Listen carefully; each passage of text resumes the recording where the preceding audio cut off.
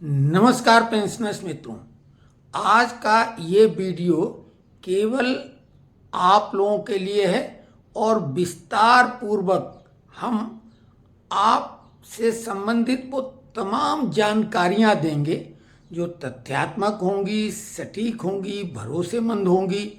आप अगर किसी से साझा करेंगे तो पूरे कॉन्फिडेंस के साथ कर सकते हैं, उसमें बाद में कोई आप पे उंगली नहीं उठा पाएंगे।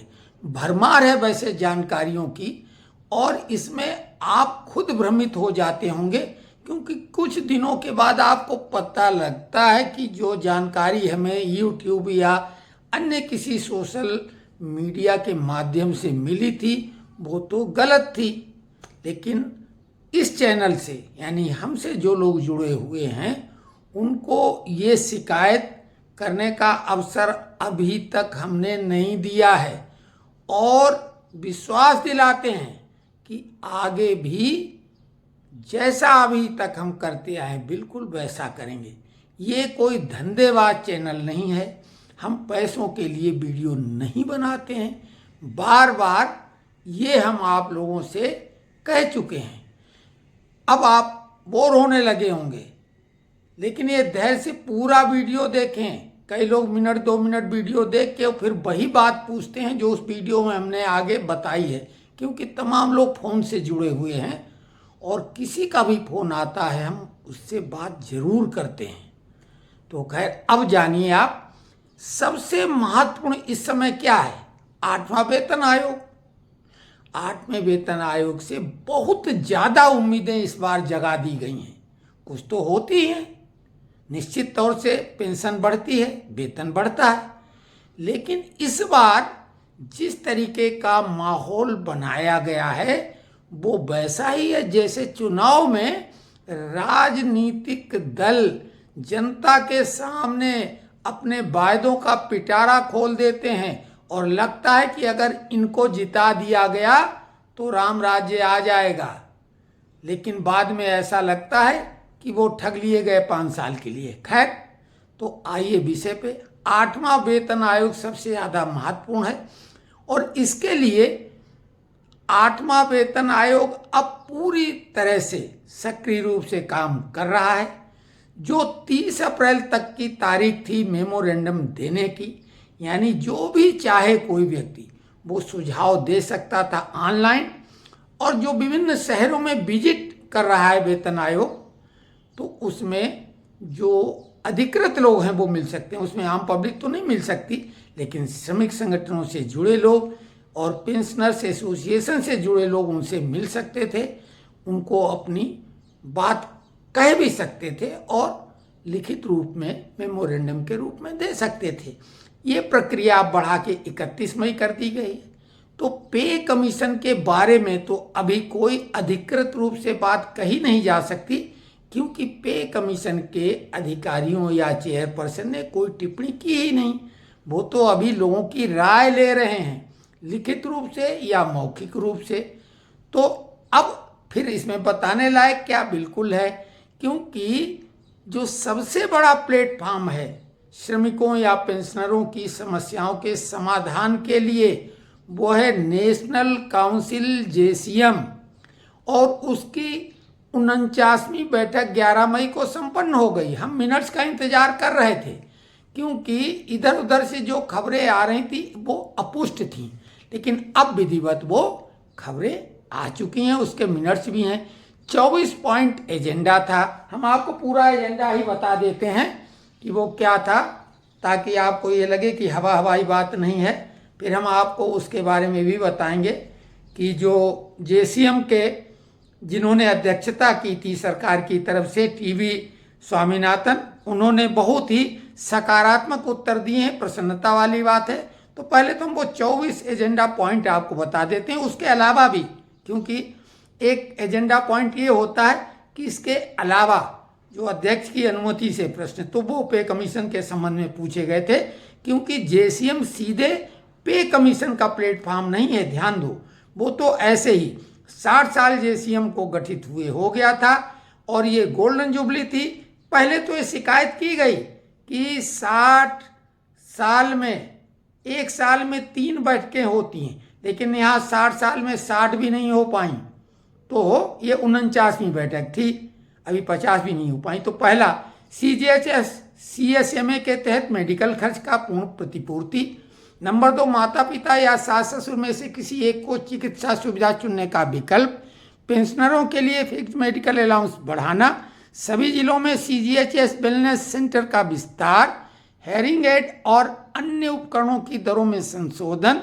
रेलवे रनिंग स्टाफ के किलोमीटरेज अलाउंस के टीए हिस्से को इनकम टैक्स से मुक्त करना।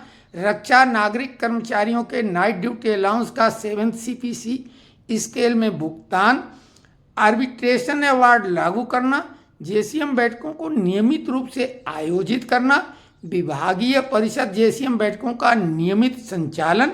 लंबित कोर्ट केसों को कम करने हेतु JCM तंत्र मजबूत करना। 8th सेंट्रल पे कमीशन से जुड़े कर्मचारी मुद्दे। मिनिमम पे और फिटमेंट फैक्टर, इंक्रीमेंट रेट में संशोधन। प्रमोशन पॉलिसी सुधार। विभिन्न अलाउंसेज की समीक्षा। एडवांसेज एवं सुविधाओं में सुधार। NPS/UPS से जुड़े मुद्दे। वर्तमान पेंशनरों की मांगे। कर्मचारियों के लिए बेहतर ग्रीवेंस रिड्रेसल। 21वां पॉइंट है कर्मचारी कल्याण संबंधी निर्देशों में संशोधन। कर्मचारी हितैषी प्रशासनिक सुधार। मंत्रालयों में सेवा शर्तों से जुड़े लंबित मामले। कर्मचारी पक्ष और सरकार के बीच सतत संवाद बनाए रखना। और इसके अलावा अन्य पॉइंट में पे कमीशन से संबंधित मुख्य रूप से फिटमेंट फैक्टर, FMA और पेंशन बढ़ोतरी के मामले में चर्चा की गई। और जो सबसे महत्वपूर्ण पेंशनरों के लिए ही केवल डिस्कशन हुआ और उसमें सकारात्मक हुआ।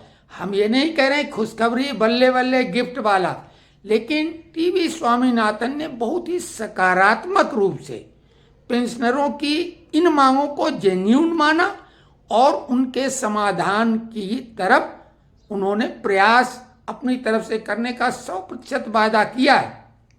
तो सबसे महत्वपूर्ण मुद्दा क्या था?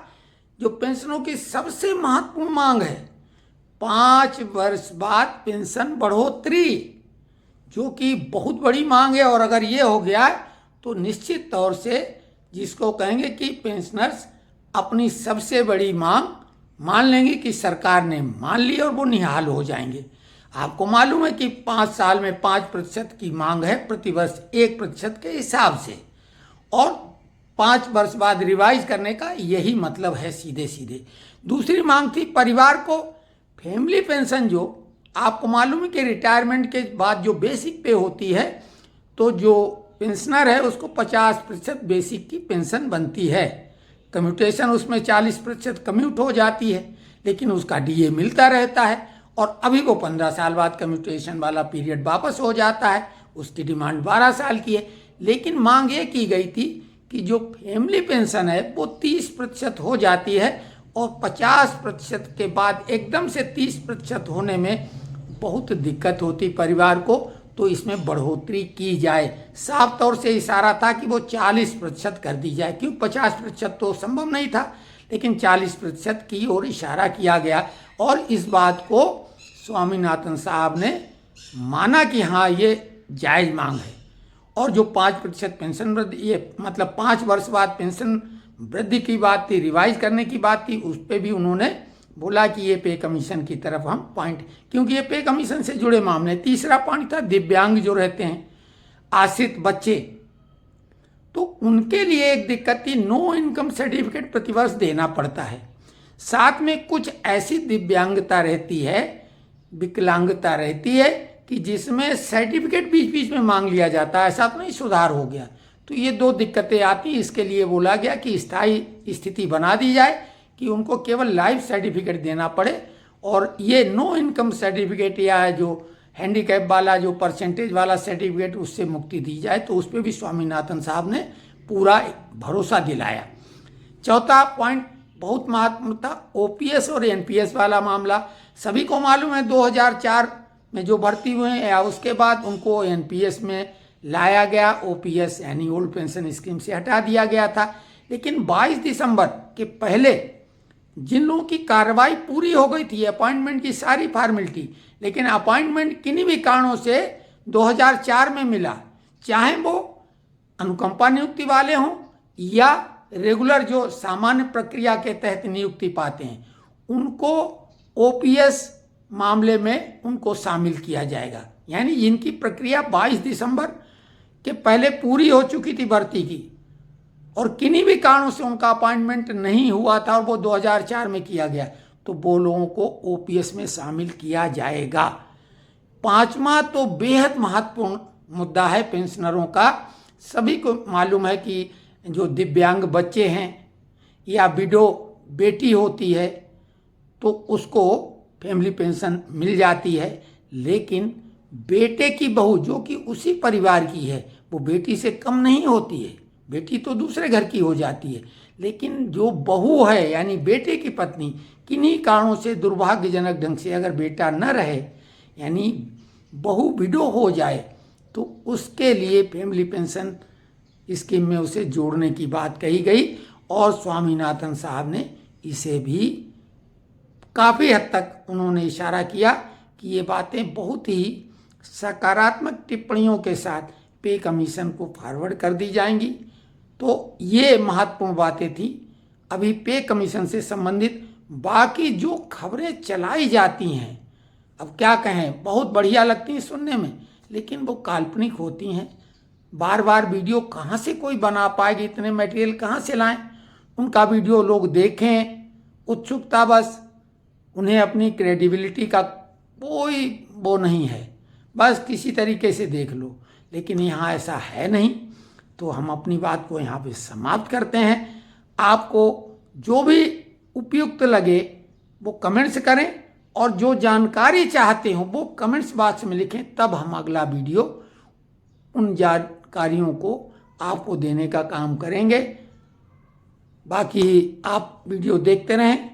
शिकायतें तो हमें भी हैं आप लोगों से, लेकिन वो अगले वीडियो में करेंगे।